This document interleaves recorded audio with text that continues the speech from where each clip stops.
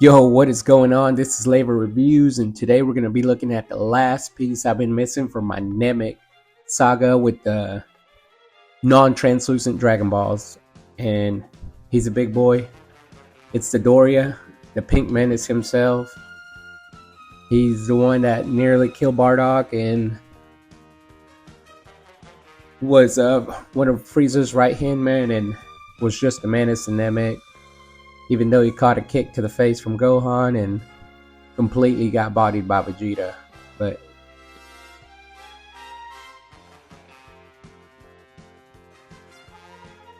like I said, he is a big boy. The box is huge. And I did not expect him to be this big, but then again, I should have, because he is one of the bigger Dragon Ball characters. And with that being said, right off the bat, I can tell that they had to make the articulate a little bit wonky, but I just had to have them for my collection and to finish up that Namek display that I've been putting together.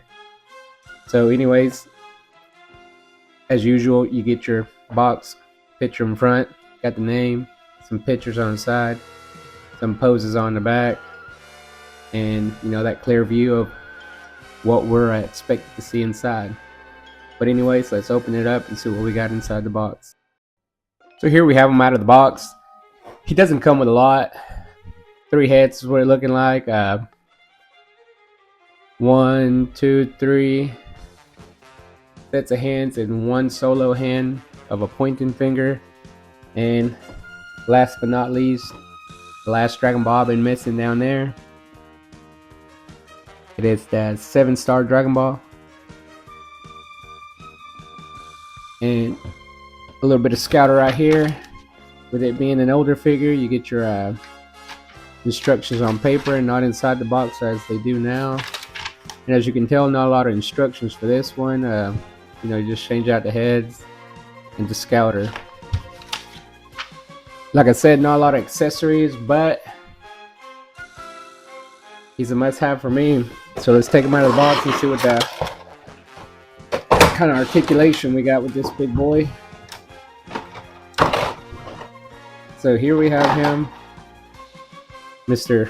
Gap himself. I mean, look at this thing. You know, they got the forearms nice and spiky as they should be. Spikes on the head and the wrinkles on the forehead. I mean, as far as the detail on the character goes, they nailed it down. You can tell this ear comes off for the Scouter. But he is a big boy, and all in all, I am glad to have him.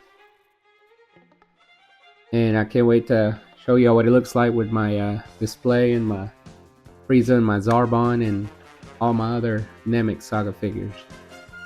Alright, so let's check out the articulation, if there's much at all. I mean, you can already tell he doesn't even have a neck, so is he really going to have neck movement? Let's check it out. So, yeah, a tiny bit right there. Kind of digs his double chin into his chest there. Let's see if he can look up. Oh, yeah, they got that. Yeah, he can look up really good, which I'm glad, because other than that, you know, it's hard to get any of this mobility in the neck with him not having one. Alright, same shoulder pads as last time. Looking straight up. Arms go out about that high. You know, depending on how you have the arm. So that's as high as you get it. And these shoulder pads are make it look kind of ugly right here. I think the newer ones are better. The Radix and the new Vegeta have a better articulation when it comes to the shoulder pads. They kind of go backwards and all that. I'm sure y'all have seen it. Alright, arms go out like that. Elbow bend about that high. Not much of it. As always, bicep swivel and wrist hinge. Yep. Let's see if he can. Okay, they give him a little bit of a crunch there. Obviously, it's going to leave that way open. always thought there's gotta be some kind of thing that they could add to the bottom of these so that when you go up, it closes the gap. Some kind of, extra piece down there that opens up and closes with the movement, and you wouldn't have all this. But maybe in the future, because right there you can see everything that's going on in there, and just makes it look ugly. All right, so there's that crunch. As far as back, it does not go back at all. I guess you got to use the legs to go back and kind of like at the waist and look up like this. Let's see, splits about that much. He's just so funny looking. There's the other splits. What we got in the knee bend. I guess there's a little bit of a knee bend there. And these kind of moving there for the articulation. And there's always a toe hinge. A little bit of rock in there for the ankles. Not too much, but it's something. He's doing a kick or whatever. He's hideous. Well, anyways, that was the articulation on it. Not a lot they can do with it. I can't blame them with this character. His proportions are way off. Anyways, this head that it's got on it is a smiling face. Look at the details. They're amazing. They got the lines on the lips, the lines on the bags and the eyes, or whatever that is. A lot of detail in the ear and the head. Let's take a look at this other heads we got. So that one's a smiling one. Then you get a screaming one. Him shooting a blast or something, or getting mad at Vegeta. And then you get another smiling face where he's super cocky. And that's all you get. 3 heads. I would have liked a lot more. Not a lot more, but at least, I don't know, another one. 4, right? The usual that they have. Anyways, you also get a pointing finger or a scouter finger to check the power level. And then you get an open, relaxed hands to hold the Dragon Balls, or yeah, pretty much to hold the Dragon Balls. And then kind of a relaxed down hand. And then you get the fist it comes with. So not a lot of hands when it comes to that either. Then you get one of the bigger scouters that I've ever seen, because it's got a big head. Usually the scouters are tiny. The Vegeta one, the Zarbon one, This one's a little bit bigger. And I'll put it on his ear right there, show you how they go. It just pops right here. Every head's got a removable earpiece, as Vegeta does, Zarbon, Bardock.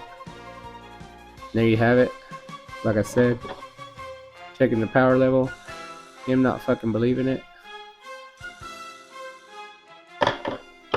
And last but not least, the Dragon Ball.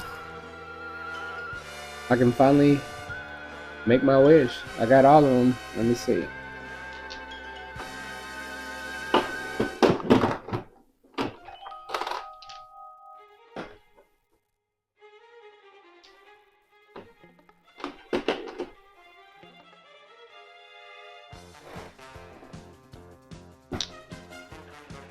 There we have them, all the Dragon Balls finally together.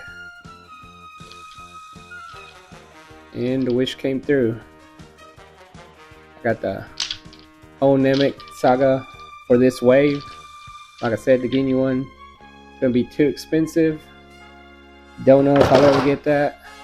Maybe if I come into some extra cash, that I don't mind getting it. But other than that, I just don't see myself getting it. I only have one of those Dragon Balls, and they look so much better too. I mean, you can see the Dodoria right there. See through. You really can't with this one. But This one came with the face form Frieza when you first see him, and it's a nice one. Then you also got one that comes with a Kid Gohan, a Explorer Bulma where she's wearing her safari hat, and then the whole Ginyu Force. Hopefully one day I'll have them, but for now I've completed this wave and I'm pretty happy with it.